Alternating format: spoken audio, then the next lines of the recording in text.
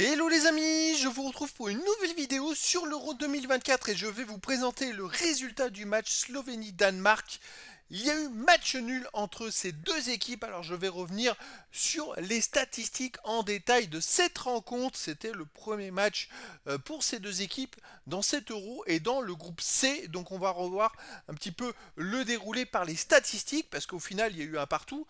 Un partout, ça arrange aucune des deux équipes ou ça ne n'arrange personne, ou ça arrange les deux. Mais finalement, c'était un match plutôt serré. On va voir si les statistiques traduisent ce match nul et on terminera sur la fin de la vidéo, bien sûr, par le classement de ce groupe C, puisque dans l'autre match, l'Angleterre a battu la Serbie 1-0. Et donc, on va pouvoir voir un petit peu le classement et on fera un petit focus sur les prochains matchs à venir.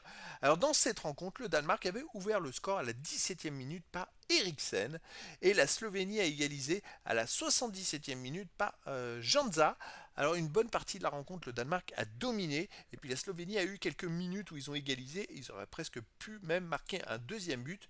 Alors ça n'aurait pas été forcément totalement mérité, mais on va le voir dans les statistiques. Justement, la possession de balle était quand même grandement à la faveur du Danemark, 62% à 38%. Ils ont dominé une bonne partie du match, 16 tirs à 11, les attaques 62 à 24, 9 corners à 5. Les Danois ont quand même bien dominé le match. 88% de passes réussies à 78%. Ils ont fait tenter deux fois plus de passes, 669 à 331. Les ballons récupérés, plus par contre par la Slovénie, 47 à 39, mais en même temps, ils avaient moins la balle au total, donc c'est presque logique. Les hors-jeux 3-1 pour la Slovénie, les arrêts 3 pour la Slovénie, 1 pour le Danemark. Distance parcourue 112,3 km pour la Slovénie, 108,7 pour le Danemark. Deux cartons jaunes à 1. Donc voilà, une domination dans le jeu de la part du Danemark. Alors en attaque, effectivement, le Danemark a marqué dans la surface et la Slovénie en dehors de la surface. Le Danemark a plus tiré, mais vous voyez, même s'ils ont tiré beaucoup plus, les tirs cadrés et les tirs non cadrés, c'est la même chose. Deux tirs cadrés, 7 tirs non cadrés pour la Slovénie et pour le Danemark. Alors je dirais que c'est des statistiques qui se ressemblent entre les deux équipes. Pour le Danemark, c'est 4-6. Je corrige en direct. C'est 2-7 pour la Slovénie et pour le Danemark, c'est 4-6.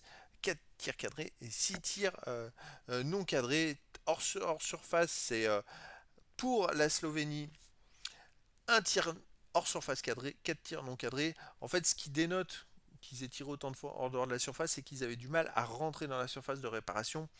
Les passes décisives, une pour le Danemark. Il n'y en a pas pour la Slovénie, alors je pense que c'est un but qui n'a pas eu de passe décisive tout simplement. Et donc on continue les statistiques. Les dribbles, on a vu les attaques, ultra domination du Danemark dans les attaques 62-24. Les dribbles 7 pour la Slovénie, 10 pour le Danemark. Les courses en tir offensif 6 à 10. Ouais, c'est plutôt serré vers le camp adverse 1 à 7 et dans la surface de réparation 1 à 2. Bon, ce sont des petites stats, je ne sais pas comment les exprimer, mais c'est vrai que il y a eu, je dirais, euh, un jeu un peu mou, on va dire, en milieu de terrain, et ça manquait de percussion. Et puis, je dirais que c'était peut-être pas assez direct. On va aller voir dans les stats de distribution. Alors, le Danemark a beaucoup eu la balle. Ils ont eu 669 fois des tentatives de passe à 331, c'est plus deux fois plus que la Slovénie. Alors, les pare-ceux courtes réussis 194 à 61 pour le Danemark, 3 fois plus. Les passes moyennes 365 à 158. Les passes longues 31 à 40. Ils n'ont pas recouru spécialement le Danemark aux passes longues plus que la Slovénie. Les passes arrière 114 à 56. Les passes à gauche 160 à 71. Passes à droite 177 à 77. Les deux côtés jouent pareil. Gauche ou droite, le Danemark a joué de la même façon. Les coups francs 15 à 10 pour le Danemark. Passes dans la surface de réparation, il y en a 7 pour la Slovénie et 2 pour le Danemark. Bon, ça peut être la petite surprise, je dirais. C'est vrai que non, c'est pas 2, c'est 22 pardon, pour le Danemark.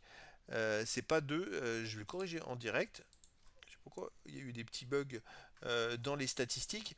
Donc une grosse domination quand même du Danemark dans la surface de réparation. Les centres réussis, 4 sur 13 côté Slovénie, 30%, mais 29% pour le Danemark, 7 sur 24. Donc ça dénote quand même, bah voilà, le Danemark a eu plus la balle, ils ont plus centré, ils ont plus tenté de choses, mais c'était pas assez efficace. Les statistiques en défense, alors on peut s'apercevoir qu'il y a 47 ballons récupérés pour la Slovénie, 39 pour le Danemark, donc c'est légèrement plus 6 contre à 2. Les tacles, 15 pour la Slovénie, 9 pour le Danemark. D'ailleurs, le Danemark n'a réussi qu'un seul tacle, 8 ratés, la Slovénie 3 réussis, 12 ratés. Les dégagements tentés, déjà, il y en a eu 31 réussis sur 34 pour la Slovénie, 15 sur 17 pour le Danemark. C'est logique, puisque le Danemark a eu beaucoup plus la balle que la Slovénie. Alors, les statistiques des gardiens, il y a eu 3 arrêts pour la Slovénie et un seul arrêt pour le Danemark. Ce sont les petites remarques, les petites stats qui ressortent du lot, on va dire.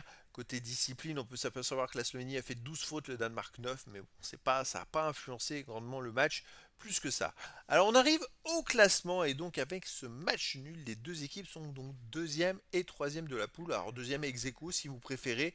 Elles ont un point, donc l'Angleterre est première avec 3 points et la Serbie dernière avec 0. La prochaine journée, au prochain match, le jeudi 20 juin, on aura un Slovénie contre Serbie et un Danemark contre Angleterre. Alors ça peut grandement influencer la suite de cette poule parce qu'effectivement la Serbie n'a plus le droit d'autre choix que de gagner en fait. Alors même s'ils peuvent espérer encore parce que les deux premiers seront qualifiés pour les huitièmes de finale et les 4 meilleurs troisièmes sur les 6 groupes seront repêchés aussi en huitièmes de finale.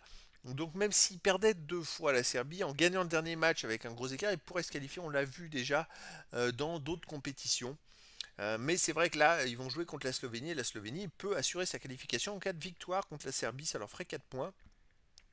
Et là, ils seraient sûrs, je pense, d'être qualifiés. Après Danemark-Angleterre, ça va être un match très intéressant parce que les Danemark, s'ils ne font pas un résultat Danemark contre l'Angleterre, ils vont se retrouver peut-être avec un point après 2 journées et ils auront le couteau sous la gorge à la dernière journée pour absolument gagner contre la Serbie.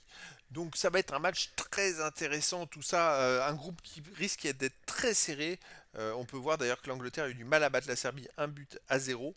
Donc je dirais que tout est possible dans ce groupe, les amis. Voilà, c'était la présentation donc du résultat du match avec toutes les statistiques du match donc Slovénie-Danemark qui s'est terminé par un match nul, un but partout. Voilà, les amis. Je vous dis à très bientôt pour une nouvelle vidéo.